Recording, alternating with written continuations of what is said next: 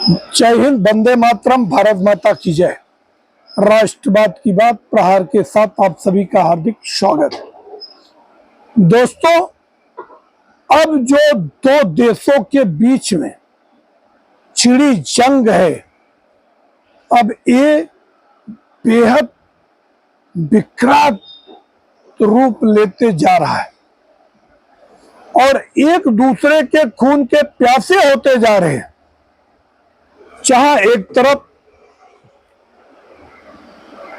Israel ने कसम लिया है कि जब तक हम अली खमेनी को समाप्त नहीं करेंगे, हम किसी भी सूरत में छोड़ेंगे नहीं। और दूसरा, उन्होंने कहा कि किसी भी हाल में मैं इनको परमाणु संपन्न देश नहीं बनने दूंगा। वहीं दूसरी तरफ जो ईरान के चीफ है अली खमेनी, और खमेनी ने कहा कि ये बदला बहुत बड़ा होगा और जो उन्होंने मुहिम चलाई वो बहुत ही प्लानिंग के तहत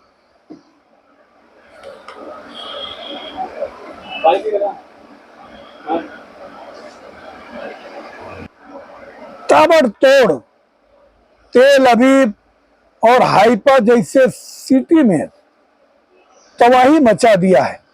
पेंटागन में भी तबाही मचा दिया है।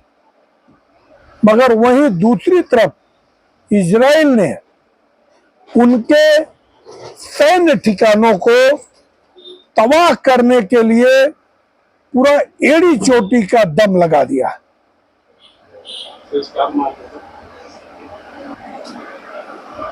और जिस हिसाब से तेहरान सिटी में जो अटैक हो रहा है, अब अमेरिका ने भी खुला चैलेंज दिया है और एक चेतावनी भी दिया है खमेनी को कि आप कोई भी सूरत में तेहरान खाली कर दो। और अगर आप सपना पाले बैठे हो कि मैं परमाणु संपन्न देश ईरान को बनाऊंगा, तो अपने मगज से निकाल दो। मैं जब तक जिंदा हूं, मैं किसी भी सूरत में ये सपना पूरा नहीं होने दूंगा। और ताबड़तोड़ जो एक्शन हो रहा है, ताबड़तोड़ एक्शन के बाद ये हमें नहीं लगता है कि फिलहाल कि कौन किस पे भारी पड़ेगा।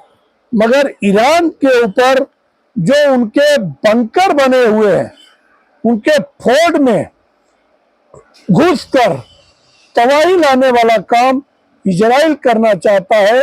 और इसलिए इजराइल ने अमेरिका का साथ मांगा है और ऐसे वेपन्स मांगे हैं जो कि वहां पे तबाही बरपाने वाले हैं। आने वाले समय में ये देखने वाली बात होगी कि कहीं यूक्रेन जैसी हालत ईरान की न हो जाए कि आज एक हंसता खाता खेलता शहर देश था, जो कि वहां पे पूरे विश्व के लोग आते थे MBBS की डिग्री लेने, डॉक्टर की डिग्री लेने। मगर एक ऐसा जोकर जो कि वहां का राष्ट्रपति बना और उसने यूक्रेन को तबाह कर दिया। वहीं दूसरी तरफ भारत सरकार ने ऑपरेशन गंगा की तहत, ऑपरेशन गंगा के तर्ज पे फिर से वहां के ईरान में फंसे, ईरान और इजराइल में फंसे हिंदुस्तानी छात्रों को स्वदेश लाने का अभियान शुरू कर दिया है। आज 104 में से 98 छात्र जो अर्मेनिया भेजे गए हैं और अर्मेनिया से अब वो दिल्ली आएंगे। और 104 में 98 जो स्टूडेंट हैं वो कश्मीर के हैं।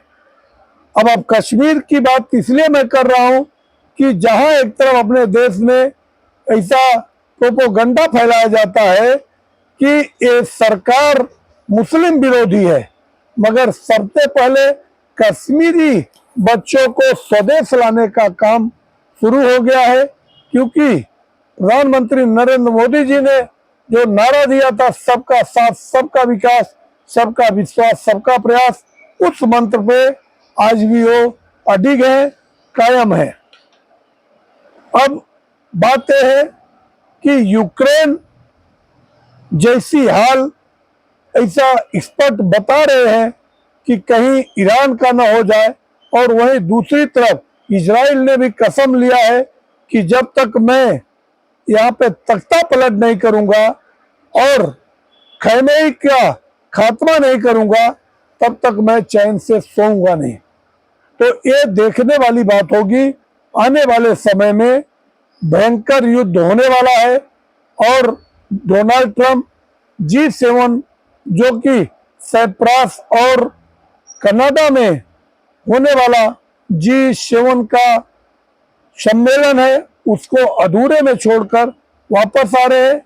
और उन्होंने चेतावनी भी दिया है कि हम किसी भी सूरत में इनको परमाणु देश संपन्न नहीं बनने देंगे, और इनके जितने भी यूरेनियम है उसके लिए इनको ट्रीटी पे सिग्नेचर करना पड़ेगा, और इनको अपने कमिटमेंट को डिस्क्लोज करना पड़ेगा।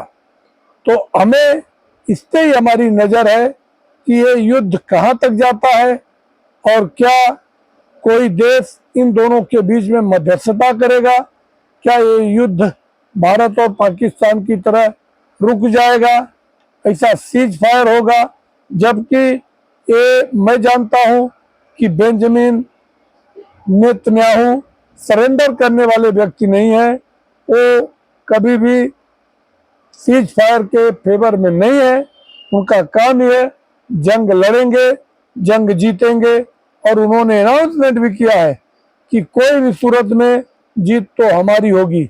इस कॉन्फिडेंट को, उनके जज्बे को हम सलाम करते हैं कि ऐसा ही राष्ट्राध्यक्ष पूरे विश्व में होना चाहिए, जो अपने राष्ट्र की आन मान शान, उनकी सरहदों की रक्षा करने के लिए एक भी अगर नागरिक उनका कहीं मारा जाता है तो उसका बदला लेने के लिए 7 समंदर पार भी जाके मोसाद अगर आक्रमण करता है और अपने लक्ष्य को अचीव करता है, मगर वहीं तेल अवीव और हाइफा शहर में जो बरपाया है, कहर बरपाया है ईरान, उसे नहीं लगता है कि वो घुटने पे अभी आने वाला है।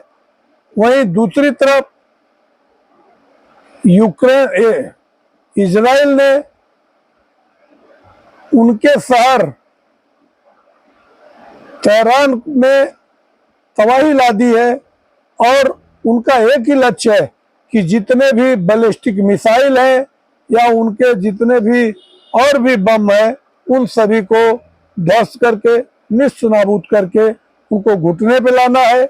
उनकी मौत होनी चाहिए, और वहां पे तख्ता पलट हो, और वहां पे एक राष्ट्रवादी सरकार की स्थापना हो, जो कि अपने स्वार्थ के लिए किसी निर्दोषों का खून बहाए।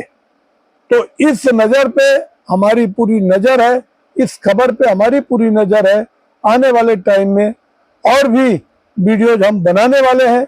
आप लोग हमसे जुड़े रहिए। आप हमारे चैनल को सब्सक्राइब कीजिए। राष्ट्रवाद की बात प्रहार के साथ आप सभी का हार्दिक स्वागत है, और अपने मित्रों को शेयर कीजिए। जय हिंद, वंदे मातरम, भारत माता की जय। धन्यवाद।